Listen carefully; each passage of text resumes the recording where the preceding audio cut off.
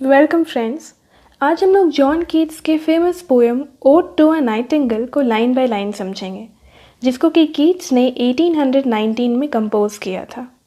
तो let's begin. First answer, my heart x and a drowsy numbness pains my sense as though of hemlock I had drunk or emptied some dull opiate to the drains. 1 minute passed and late words had sunk. It's not through envy of thy happy lot, but being too happy in thine happiness, that thou, light-winged dryad of the trees, in some melodious plot of beechen green and shadows numberless, singest of summer in full-throated ease. तो friends, यहाँ पे poet कह रहे हैं कि जब Nightingale summer के मौसम के बारे में खुलकर और ईज़फुली गाती है, बिल्कुल ईज़ के साथ गाती है, तो उनके हार्ट में एक दर्द सा उठता है and he feels a numbness, यानी वो थोड़ा सेंसलेस फील करते हैं। उनको इंटॉक्सिकेटिंग इफ़ेक्ट होता है, उनको ऐसा लगता है जैसे कि उन्होंने हेमलॉक को पी लिया है। हेमलॉक एक पॉइजनस हर्ब होता है जो कि अगर थोड़ी क्वांटिटीज़ में लिया जाए तो उसका इंटॉक्सिकेटिंग ड्रग लाइक इफ़ेक्ट होता है। उनको ये भी लगता है कि उन्होंने ओपियम पी लिया हो। ओपियम अगेन एक ड्रग लाइक इंटॉक्सिकेटिंग प्रोडक्ट है, और उनको ऐसा लगता है कि वो लेथ की ओर जा रहे हैं। लेथ जो है वो ग्रीक माइथोलॉजी में रिवर ऑफ फॉरगेटफुलनेस है, यानी कि उनको नाइटिंगेल के सॉन्ग को सुनकर ऐसा लगता है जैसे वो सब कुछ भूल गए हैं और वो मदहोश से हो जाते हैं। और वो ये भी कहते हैं कि नाइटिंगेल, तुम्हारे हैप्पीनेस से मेरे को कोई जेलसी नहीं है, कोई एनवी नहीं है, बल्कि हम तुम्हारे हैप्पीनेस में तुम्हारे सॉन्ग को फुल एंजॉय कर रहे हैं और हम बहुत हैप्पी हैं तुम्हारे हैप्पीनेस को फील करके। और वो नाइटिंगेल का कंपैरिजन ड्रायड से करते हैं। ड्रायड ट्री निम्फ है अकॉर्डिंग टू ग्रीक माइथोलॉजी, यानी पेड़ों में रहने वाली अप्सरा। तो वो नाइटिंगेल का कंपैरिजन इससे करते हैं और कहते हैं कि तुम इतना मेलोडियस जो गाना गाती हो और बीच ग्रीन ट्रीज में गाती हो जहाँ पे डेंस शैडोज है, and all this is making me very happy. अब हम लोग आगे आते हैं सेकेंड स्टैंजा में। Oh, for a draught of vintage that hath been cooled a long age in the deep delved earth, tasting of flora and the country green, dance in Provençal song in sunburnt mirth. Oh, for a beaker full of the warm south, full of the true, the blushful hippocrene, with beaded bubbles winking at the brim, and purple-stained mouth, that I might drink and leave the world unseen, and with thee fade away into the forest dim. तो Keats कह रहे हैं कि Nightingale, तुम्हारा गाना सुनकर मेरे को ऐसा लगता है जैसे मैंने विंटेज को पी लिया है। विंटेज ग्रेप वाइन होता है जिसको कि एक सीज़न में प्रिपेयर किया जाता है, और कीट्स ये भी कह रहे हैं कि ये जो वाइन है इसको कि लंबे समय तक अर्थ में, डीप अर्थ में कूलिंग इफ़ेक्ट प्रोवाइड किया गया है। अर्थ ने इसको कूल करके रखा है, और इसका जो टेस्ट है वो फ्लावर्स का है, फ्लोरा का है, ग्रीन लीव्स का है, ग्रीन ट्रीज़ का है। और डांस मतलब तुम्हारे नाइटिंगेल, तुम्हारे सॉन्ग को सुनकर नाचने का मन करता है, गाने का मन करता है। और यहाँ पे प्रोवेंसल सॉन्ग है। प्रोवेंसल यानी यहाँ पे उसका बात हो रहा है कि साउथ फ्रांस में एक प्रोविंस था जो कि लव सॉन्ग्स के सिंगर्स और राइटर्स के लिए बहुत फेमस था। तो उसी तरह के लव सॉन्ग से वो नाइटिंगेल के सॉन्ग का एक तरह से कंपैरिजन कर रहे हैं। और सन बर्न्ट मर्थ यानी समर सीज़न में सनशाइन को महसूस करके, सनशाइन को एंजॉय करके जो हैप्पीनेस मिलता है उसका बात किया जा रहा है।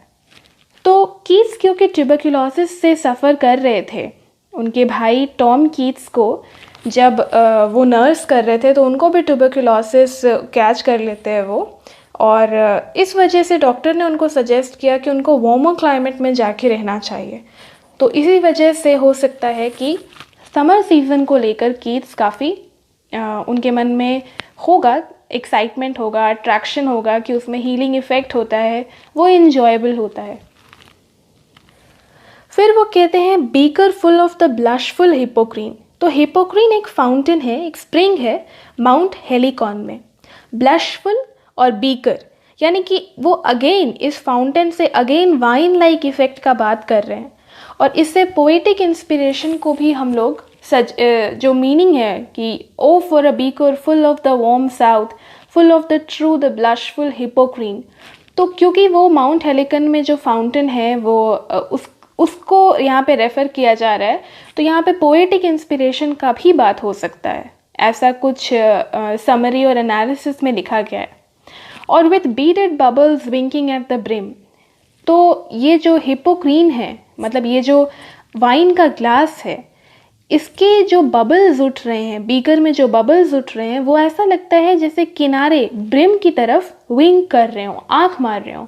तो यहाँ पे बबल्स का, वाटर बबल्स का पर्सोनिफिकेशन हुआ है, दे आर विंकिंग। और पर्पल स्टेन माउथ, अगर कोई रेड वाइन है, कोई ऐसे डार्क क्वालिटी का वाइन है, तो उसको पीने से your mouth may get purple stain. और फिर कीट्स कह रहे हैं कि I want to drink this wine, I want to leave the world and I want to fade away with you, nightingale, into the forest. Now friends, we are moving ahead into the third stanza. Fade far away, dissolve and quite forget what thou among the leaves hast never known, the weariness, the fever and the fret, here where men sit and hear each other groan, where palsy shakes a few sad last grey hairs, where youth grows pale and spectre thin and dies, where but to think is to be full of sorrow and leaden-eyed despairs, where beauty cannot keep her lustrous eyes, or new love pine at them beyond tomorrow. तो Keats कह रहे हैं कि he wants to fade away, he wants to dissolve and he wants to forget everything which thou, which you, which the nightingale living among the leaves, among the forests has never known. Nightingale जो leaves और trees के amidst रहती है, वो कभी नहीं जानती है वेरीनेस को, फीवर को और उन तरह तरह की परेशानियों को जो ह्यूमन बींग्स फेस करते हैं अपने लाइफ में, उसको नाइटिंगल नहीं जानती है। और कीट्स कहते हैं कि वो इन सब चीज़ों को भुला देना चाहते हैं। क्या क्या प्रॉब्लम्स है यहाँ पे? टायर्डनेस है, फीवर है, फ्रेट है, और लोग बैठ कर एक दूसरे की कंप्लेंट सुनते हैं। यहाँ पर पैरालिसिस हो जाता है, मतलब जो बूढ़े होने वाले लोग रहते हैं, उनका लास्ट ग्रे हेयर्स आने से पहले ही उनको पैरालिसिस पूरी तरह शेक कर देता है। यहाँ पे यंग लोग भी पेल हो जाते हैं और स्पेक्टर की तरह, यानी किसी घोस्ट की तरह, स्पिरिट की तरह बिल्कुल लीन थिन हो जाते हैं। एंड दे डाई ऑल्सो, यानी यंग पीपल भी बहुत जल्दी दे डाई। और यहाँ पे सोचना ही, to think is to be full of sorrow, यानी when we think then we are full of sorrow. बहुत दुख होता है सोचने मात्र से ही। और हम लोग का आँख जो है वो निराशा की वजह से, दुख की वजह से बिल्कुल धंस सा जाता है, काला पड़ जाता है। और beauty can not keep her lustrous eyes, यानी जो ब्यूटीफुल आइज़ होते हैं ह्यूमन बींग्स के, उनका शाइन हमेशा नहीं रहता है, क्योंकि हम लोग मॉर्टल हैं, we have to die one day. और लव, यानी उन ब्यूटीफुल आइज़ के प्यार में जो लोग पड़ जाते हैं, वो लोग भी अपने प्यार को बरकरार नहीं रख पाते हैं, क्योंकि ब्यूटी ही बरकरार नहीं रहता है इस मॉडल वर्ल्ड में। तो कीट्स इन तरह तरह की परेशानियों की बात कर रहे हैं और कहते हैं कि वो नाइटिंगल के सॉन्ग के साथ इन सब चीज़ों को भूल जाना चाहते हैं। तो फ्रेंड्स, अब हम लोग आगे बढ़ते हैं फोर्थ स्टैंजा में। Away, away, for I will fly to thee, not charioted by Bacchus and his bards, but on the viewless wings of poesy. Though the dull brain perplexes and retards, already with thee tender is the night, and haply the queen moon is on her throne, clustered around by all her starry fays. But here there is no light, save what from heaven is, with the breezes blown through verdurous glooms and winding mossy ways. तो Keats कह रहे हैं कि मैं तुम्हारे साथ Nightingale उड़ जाना चाहता हूँ, और मैं जो उड़ना चाहता हूँ वो ऐसे नहीं जैसे कि बैकस जो है वो घोड़े गाड़ी को चला रहे हों। बैकस जो है वो गॉड ऑफ वाइन है, और ग्रीक माइथोलॉजी में ऐसे कहा जाता है कि गॉड ऑफ वाइन आगे बैठकर अपने घोड़ों के, अपने लेपर्ड्स के साथ आगे जाते हैं, आगे बढ़ते हैं। तो वो कह रहे हैं कि मैं बैकस और उनके लेपर्ड्स के साथ तुम्हारे साथ नहीं उड़ जाना चाहता हूँ, बल्कि मैं पोएसी के विंग्स पर बैठकर तुम्हारे तुम्हारे साथ उड़ जाना चाहता हूँ। Poaceae, art of poetry. जो पोएट्री वो लिख रहे हैं नाइटिंगेल के सॉन्ग से मदहोश होकर, उसके साथ ही वो नाइटिंगेल के साथ उड़ जाना चाहते हैं। और उनका जो डल ब्रेन है वो कंफ्यूज्ड हो रहा है, वो मदहोश हो गया है इंटॉक्सिकेटिंग इफ़ेक्ट की वजह से, और वो रिटार्ड भी हो गया है। अपना काम ब्रेन अपना काम उतनी एफिशिएंसी के साथ नहीं कर पा रहा है। इसलिए कीट्स कह रहे हैं कि I am already with you, I am already with you Nightingale. और ये जो नाइट है उसका डिस्क्रिप्शन वो कर रहे हैं कि वो बहुत ही टेंडर है। क्वीन मून जो है वो अपने थ्रोन पर आ गई हैं, मून का पर्सोनिफिकेशन है यहाँ पर, और वो चारों तरफ स्टार्स भी हैं क्वीन मून के चारों तरफ, बट यहाँ पर कोई लाइट नहीं है except what is coming from the heaven. जो स्काई से लाइट आ रहा है उसके अलावा यहाँ और कोई लाइट नहीं है। यानी यहाँ पर केवल नेचुरल लाइट है। शाम के समय में रात बिल्कुल आ गई है, टेंडर इज़ द नाइट, और वो रोशनी भी क्योंकि ब्रीजेस बह रहे हैं, काम विंड बह रहा है, तो वो लाइट भी थोड़ी धीमी हो गई है। और वर्ड्यूरस, वर्ड्यूरस मतलब फ्रेश और ग्रीन, तो क्योंकि वहाँ पे पहले ही कीट्स ने बताया है कि वो बिल्कुल थिक एरिया है, वहाँ पे ग्रास है, ट्रीज़ है, अलग अलग तरह के फ्लावर्स हैं, फ्रेश ग्रीन कंट्री है वहाँ पे, और वाइंडिंग मॉसी वेव्स हैं, यानी वहाँ के जो रास्ते हैं वो बिल्कुल घुमावदार हैं, और मॉसेज एक तरह के प्लांट होते हैं जिनसे भरे हुए हैं। Now we will come in the 5th stanza. I cannot see what flowers are at my feet, nor what soft incense hangs upon the boughs, but in embalmed darkness guess each sweet, wherewith the seasonable month endows. The grass, the thicket, the fruit tree wild, white hawthorn, the pastoral eglantine, fast fading violets covered up in leaves, and mid-May's eldest child, the coming musk rose, full of dewy wine, the murmurous haunt of flies on summer eves. तो Keats ने पहले ही बता दिया है कि रात हो चुकी है, और इसलिए वो कह रहे हैं कि मैं देख नहीं पा रहा हूँ कि मेरे पैर के पास कौन से फ्लावर्स हैं। हाँ, पर इस डार्कनेस में जो फ्रेग्रेंस मुझे रिसीव हो रहा है, जो खुशबू आ रही है ब्रांचेस से, ऊपर से, उससे मैं गेस कर सकता हूँ, क्योंकि मुझे इतना नॉलेज है कि कौन से मंथ में, एक सीज़न में कौन से फ्लावर्स होते हैं। तो उसी फ्रेग्रेंस से, खुशबू से मैं गेस कर रहा हूँ कि यहाँ पे ग्रास है, थिकेट है, फ्रूट ट्री है, वाइट हॉथॉर्न है, पास्टोरल इग्लेंटाइन, इग्लेंटाइन बिर्च रोज़ है, बिर्च रोज़ फ्लावर है, वायलेट्स है, और मस्क रोज़ है जो कि बिल्कुल रेड है, ड्यूई वाइन की तरह। और साथ में फ्लाइज का मरमरस आवाज़ हो रहा है, मरमरस हॉन्ट है समर इवनिंग्स में। तो यहाँ पे क्योंकि कीट्स को पोएट ऑफ सेंशुअसनेस कहा जाता है, तो उन्होंने काफ़ी सारी सेंशुअस इमेजरी को इस स्टैंजा में डिपिक्ट किया है, जैसे कि फ्रेग्रेंस सारे फ्लावर्स का, और ये जो साउंड इमेजरी है कि फ्लाइज का मर्मरस हॉन्ट है, तो ये काफ़ी सेंशुअस पैसेज है। Now friends, we will move ahead into the 6th stanza. Darkling I listen, and for many a time I have been half in love with easeful death, called him soft names in many a mused rhyme, to take into the air my quiet breath.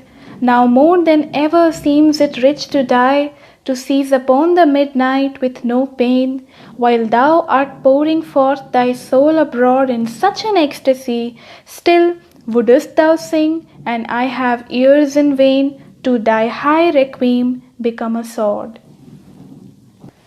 तो Keats यहाँ पे Nightingale को darkling कह रहे हैं, क्योंकि Nightingale जो है वो डार्कनेस में ट्रीज़ में गा रही है, तो इसलिए वो उसको डार्कलिंग कह रहे हैं। और कह रहे हैं कि उसको एड्रेस करते हुए कह रहे हैं कि कई बार I have been in love with easeful death, मुझे डेथ से प्यार होता रहा है। I have been in love with death, और मैंने डेथ को काफ़ी सारे सॉफ्ट नेम से एड्रेस किया है अपने राइम्स में, और मैं चाहता हूँ कि एयर में मेरा जो क्वाइट ब्रेथ है वो इजीली चला जाए, और मेरे को ऐसा लगता है कि अब डाई करना ही बहुत रिच काम होगा। It will be rich to die, and to die upon the midnight with no pain, और रात के अंधेरे में मिड नाइट में बिना किसी दर्द के डेथ रिसीव करना, to die will be very good.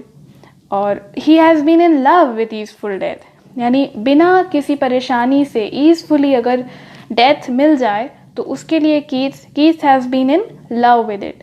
और वो कहते हैं कि नाइटिंगेल, जब तुम अपने पूरे आत्मा से, पूरे सोल से इतना बढ़िया गाना गा रही हो, सच एन एक्सटैटिक मोमेंट है, फुल हैप्पीनेस है, तो फिर वो कहते हैं कि क्या तुम तब भी गाओगी, but I will have ears in vain, पर तब मैं सुन नहीं पाऊँगा, क्योंकि आफ्टर ही विल डाई, वो चाहते हैं कि जब उनकी डेथ हो जाए तो जो रेक्वीम है उसका काम करे नाइटिंगेल का सॉन्ग। रेक्वीम एक क्रिश्चियन म्यूज़िक सेरेमनी होता है जिसमें कि रिसेंटली डाइड पर्सन के सोल के लिए म्यूज़िक सेरेमनी होता है। तो अगर कीट्स का डेथ अभी हो जाता है तो रेक्वीम का काम कौन करेगा? नाइटिंगेल का ये सॉन्ग। तो इसलिए वो कह रहे हैं कि अगर अभी उनकी डेथ हो जाती है तो नाइटिंगेल का सॉन्ग रेक्वीम का काम करेगा, but he will have ears in when, यानी वो सुन नहीं पाएंगे। एंड बिकम अ सॉर्ड, तो सॉर्ड उस जगह को कहते हैं जहाँ पे ग्रास उगता है। तो उसी तरह कीट्स भी जो हैं वो बरी हो जाना चाहते हैं ग्रास के नीचे। एंड तो इस स्टैंजा में कीट्स ने यही बताया है कि after listening the song of the Nightingale he is again falling in love with his previous love of easeful death. अब हम लोग आगे बढ़ते हैं 7th स्टैंजा की तरफ। Thou wast not born for death, immortal bird, no hungry generations treat thee down. The voice I hear this passing night was heard in ancient days by emperor and clown. Perhaps the self-same song that found a path through the sad heart of Ruth when sick for home. She stood in tears amid the alien corn, the same that oft times hath charmed magic casements opening on the foam of perilous seas in fairy lands forlorn. तो Keats कह रहे हैं कि Nightingale, तुम death के लिए नहीं जन्मे हो, तुम इमॉर्टल हो, तुम अमर हो, और हंग्री जेनरेशन्स ने कभी तुमको कोई नुकसान नहीं पहुंचा पाया है। और उसका 2 कारण है। पहला तो ये है कि नाइटिंगेल एक ऐसा बर्ड है जो आज तक एक्सटिंक्ट नहीं हुआ है, तो इसलिए ह्यूमन रेस ने नाइटिंगेल को कोई हार्म नहीं पहुंचाया। और दूसरा, कीट्स ने हंग्री जेनरेशन्स का फ्रेज़ का यूज़ किया है, तो अपने हंगर के लिए भी ह्यूमन बींग्स ने कभी नाइटिंगेल को नहीं मारा। तो इसलिए ये जो नाइटिंगेल है वो इमॉर्टल है। और कीट्स कहते हैं कि जिस तरह मैं आज इस नाइट में तुम्हारे इस मधुर आवाज़ को सुन पा रहा हूँ, उसी तरह एंशिएंट पुराने दिनों में एम्परर, राजा महाराजा और क्लाउन्स भी तुम्हारे आवाज़ को, तुम्हारे इस मधुर गीत को सुनते आए हैं, तो इसीलिए तुम अमर हो। तो ये तो कीट्स के कहने का एक तरीका है, क्योंकि अगर इस तरह से देखा जाए तो जो नाइटिंगेल किसी एक पर्टिकुलर राजा के ज़माने में होगी वो सेम नाइटिंगेल आज नहीं है। अगर उस तरह से देखा जाए तो बर्ड्स ये कह सकती हैं कि ह्यूमन बींग्स, तुम लोग इमॉर्टल हो और हम लोग मॉर्टल हैं। तो ये एक इल्यूजन है, एक माया सा है जो कि कीट्स इसलिए फील कर रहे हैं क्योंकि वो नाइटिंगेल के सॉन्ग से काफ़ी ज़्यादा इंटॉक्सिकेटेड हो गए हैं, और साथ में वो खुद भी ट्यूबरक्लोसिस से लड़ रहे हैं, और इसलिए वो नाइटिंगेल के सॉन्ग में एक तरह से अपने दुख को भुला देना चाहते हैं, खो जाना चाहते हैं, तो इसीलिए वो चीज़ों को एग्जैगरेट कर रहे हैं यहाँ पे। और फिर वो कहते हैं कि ये वही सॉन्ग है जो कि सैड हार्ट ऑफ रूथ से होकर गुजरा था। अब रूथ कौन है? बिब्लिकल बुक में रूथ एक विडो है जो कि एक फॉरेनर से शादी करती है, और शादी के बाद वो उसी पर्सन के लैंड में रहने चली जाती है, बट उस हस्बैंड का बहुत जल्दी डेथ हो जाता है, जिसके बाद वो उसी फॉरेन लैंड में अपनी मदर इन लॉ के साथ रहती है। तो रूथ जो है वो सैड है, एक तो इसलिए क्योंकि वो बहुत जल्दी विडो हो गई, और दूसरा इसलिए क्योंकि वो अपने कंट्री, अपने देश के लिए सिक है, डिज़ायरस है कि वो अपने देश चली जाए। ऐसा हो सकता है कि उसके मन में ये डिज़ायर आता हो कि वो अपने देश जाना चाहती है। तो वो रो रही है, she stood in tears amid the alien corn. Alien इसलिए क्योंकि ये जो कॉर्न है, जो मकई का खेत है, वो फॉरेन लैंड का है, उसके अपने देश का नहीं है। तो उस समय जब वो दुखी थी तो उसके कानों में भी नाइटिंगेल का ये मधुर गीत पहुंचा होगा। और ये वही सेम नाइटिंगेल का सॉन्ग है जो कि कभी कभी मैजिक विंडोज़ को भी चार्म कर दिया होगा। Opening on the foam of dangerous perilous seas in faery lands forlorn, यानी दूर अबैंडन्ड जो फेरी लैंड्स होते हैं, वहाँ पे कुछ डेंजरस से समुद्र हैं और उन समुद्र के जो लहर वहाँ पे हो रही है, जो फोम है, जो लहर उठ रहा है, वहाँ पे कुछ मैजिक विंडोज़ हैं। तो क्योंकि यहाँ पर कीट्स एक फेरी लैंड का बात कर रहे हैं तो यहाँ पे वो कुछ भी लिख सकते हैं जो कि लॉजिक से परे हो, कि एक फेरी लैंड है, वहाँ पे समुद्र है, समुद्र में लहर के ऊपर कोई मैजिक विंडो है जहाँ पे नाइटिंगेल का आवाज़ सुनाई दे रहा है। तो ये सब कुछ वो लिख रहे हैं क्योंकि वो फेरी लैंड की बात कर रहे हैं।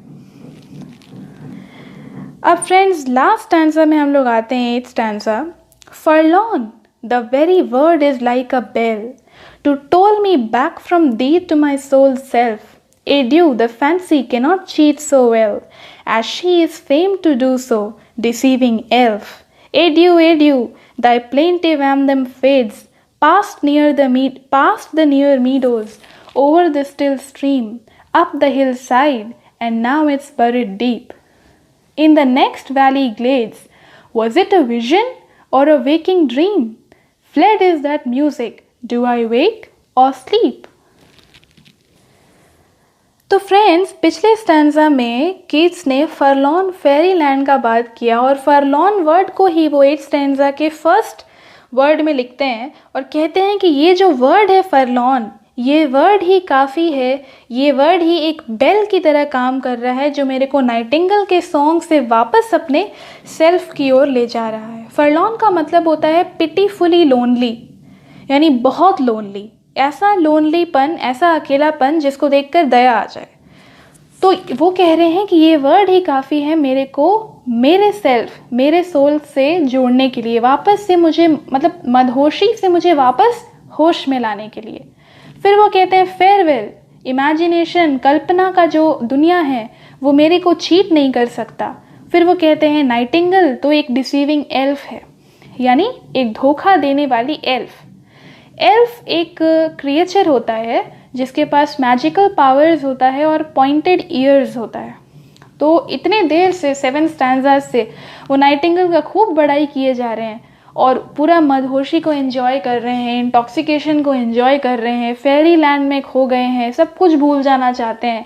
और 8th स्टैंजा में, लास्ट स्टैंजा में वो नाइटिंगेल को कहते हैं कि यू आर डिसीविंग एल्फ, तुम धोखा देने वाली मैजिकल क्रिएचर हो जिसके पास पॉइंटेड ईयर्स हैं। वो कहते हैं बाय बाय, फेयरवेल फेयरवेल, तुम्हारा जो प्लेंटिव एंथम है, प्लेंटिव यानी सैड, तुम्हारा जो सैड सॉन्ग है वो धीरे धीरे फेड होते जा रहा है, नियर मेडोज़ में जा रहा है, स्टिल स्ट्रीम में, नदी में जा रहा है, हिल साइड में चला गया है और अब तो बहुत डीप बरी हो गया है, दूसरे वैली में चला गया है, ग्लेड्स में चला गया है जहाँ पे पेड़ पौधे नहीं है। ग्लेड्स उस जगह को बोलते हैं जहाँ पे ट्रीज़ नहीं है। और फिर वो कहते हैं कि वॉज इट अ विजन और अ वेकिंग ड्रीम, यानी क्या कोई विजन है, क्या कोई विजन था ये, या मैं जागते हुए कोई सपना देख रहा था। वो म्यूज़िक जा चुका है, फेड हो चुका है, क्या हम जाग रहे हैं या हम सो रहे हैं।